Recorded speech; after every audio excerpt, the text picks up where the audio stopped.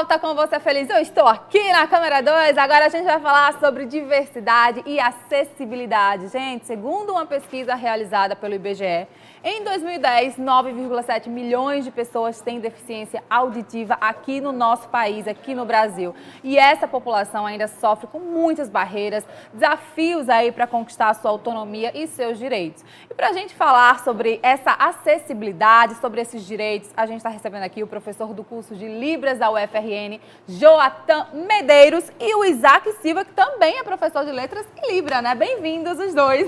Obrigado.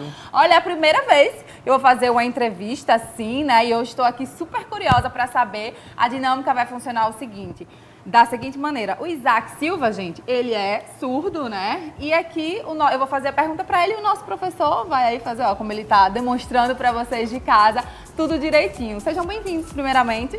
Obrigado.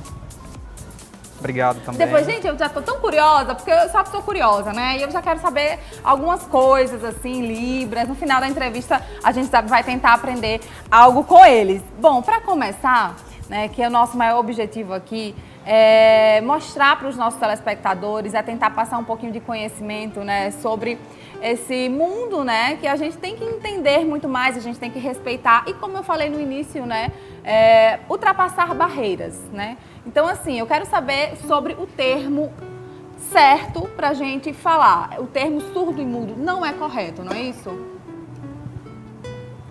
Não, não é correto. Exatamente. Pessoas mudas, por exemplo, são aquelas pessoas que têm alguma limitação no sistema articulatório da fala. Então, eu, por exemplo, sou surdo e não surdo-mudo. Tá aí. E aí, se é dito que nossa segunda língua deveria ser uma língua estrangeira, né? Como é que funciona isso?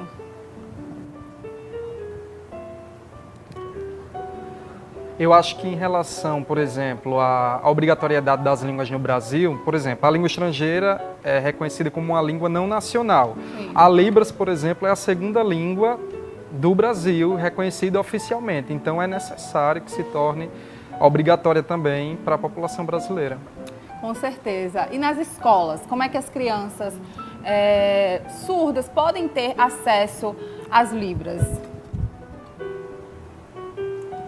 Então, por exemplo, com relação à educação das crianças surdas, o perfil ideal é a escola bilíngue, né? Em alguns estados do Brasil já existem as escolas bilíngues, mas aqui em Natal, por exemplo, no Rio Grande do Norte, ainda não há escola bilíngue.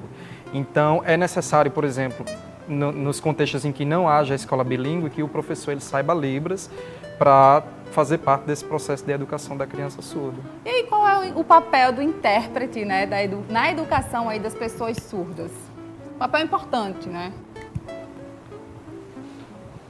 Sim, muito importante o papel do intérprete. Com relação à atuação dele na educação, em geral ele trabalha no ensino fundamental 2 até o ensino médio, né? É necessário. Mas com relação à função, ao papel dele, ele tem uma função primordial com relação a passar o conteúdo da Libras para o português, quando necessário, e do português para a Libras. Gente, se vocês tiverem alguma dúvida para fazer aqui para os meninos, alguma perguntinha para fazer para eles, vocês podem... Eu tô aqui meio perdida com as câmeras, que a gente mudou aqui a dinâmica, né, para a gente conversar, mas aí a gente vai se encontrando, né?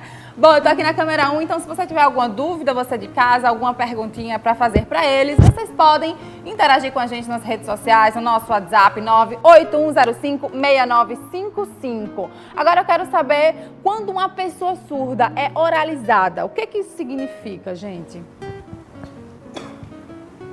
Exemplo, o que é uma pessoa surda oralizada? Geralmente a pessoa surda oralizada ela é considerada uma pessoa com deficiência auditiva, né? Ela não usa a língua de sinais em geral, né? E as informações chegam por meio da leitura labial e da oralização. Então não existe um estímulo visual como em relação aos surdos. Eu que sou surdo, por exemplo, aceito a cultura surda, convivo com a comunidade surda, uso a língua de sinais, né? Então eu me inscrevo como surdo e não como deficiente auditivo ou pessoa com deficiência auditiva. E como é que é esse processo? Como é que ele precisa começar desde cedo?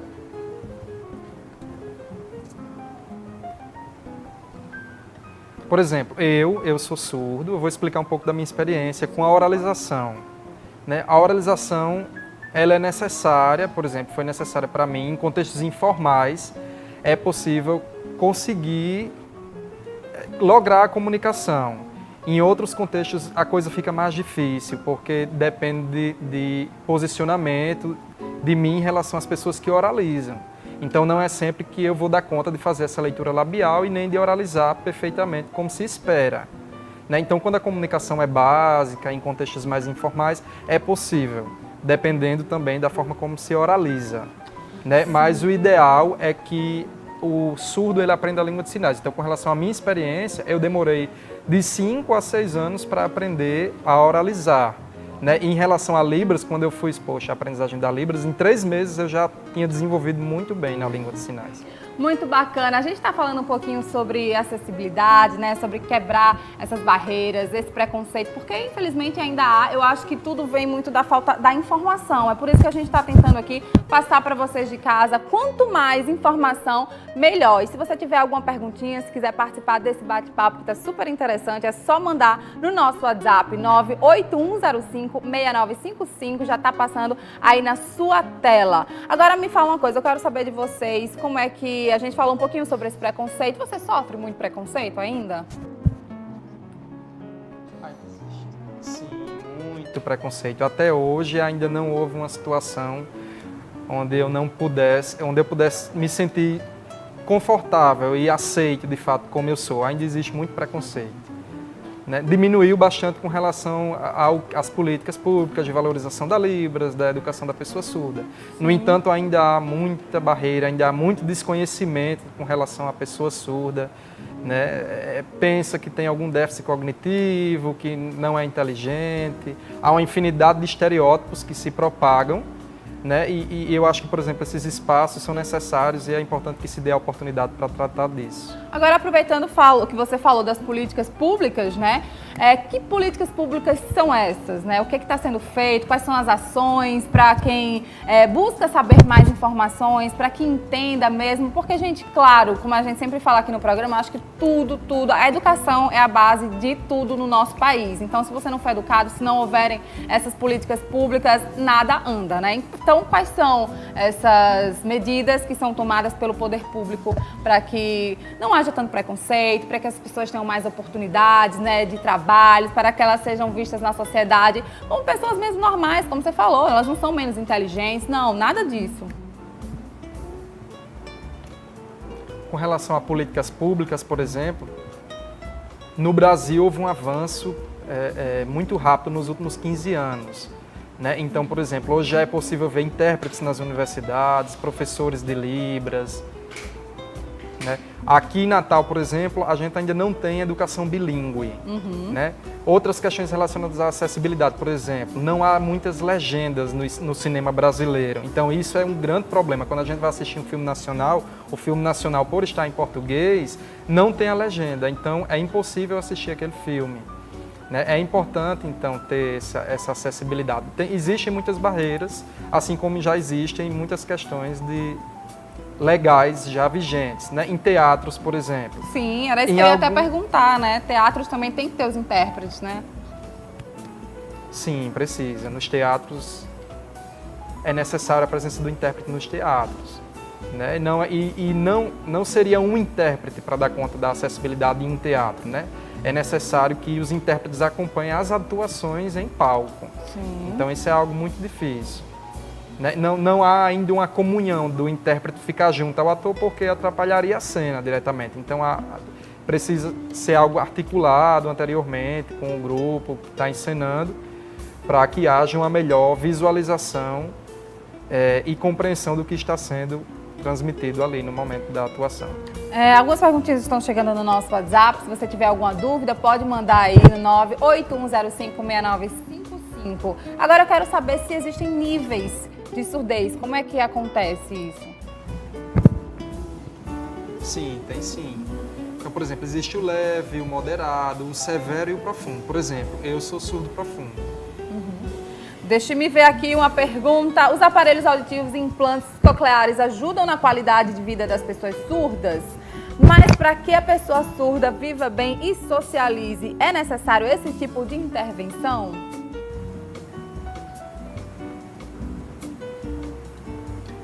Não necessariamente, depende também. Pouquíssimas pessoas, por exemplo, a minoria que passaram por esse processo de implante coclear, por exemplo,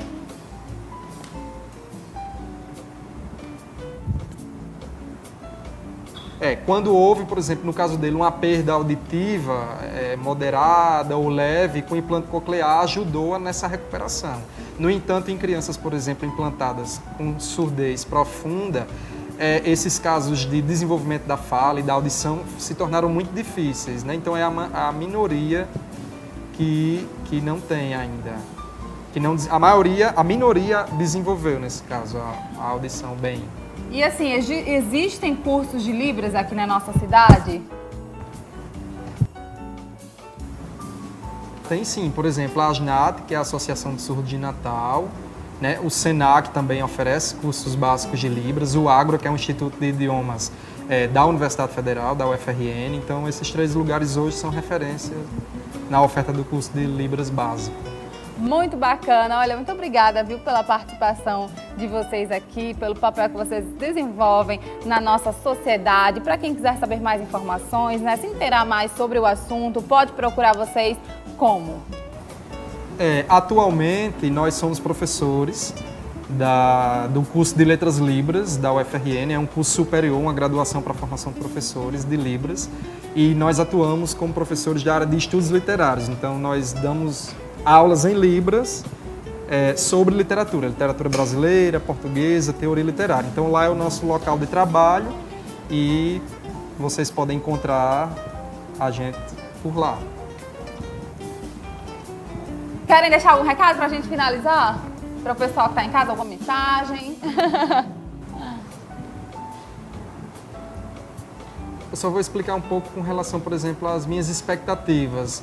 Eu acho que para o surdo é muito importante a língua de sinais. Eu acho que é necessário. Então, aproveitando e complementando a informação dele, para vocês que são mães, pais de crianças surdas, eu acho que é fundamental nesse processo e nessa dúvida de o que procurar, que ajuda, o que auxílio, o que terapia. Eu acho que uma das coisas mais importantes é buscar, de fato, que a criança tenha acesso à língua de sinais. Com certeza. Isso já vai facilitar muito a vida dela, o desenvolvimento da linguagem, e vai fazer com que ela compreenda e também se expresse, né? Isso aí, gente. Obrigada, viu, pela participação de vocês. Até a próxima. Adorei recebê-los aqui. Foi um prazerzão. Um beijo.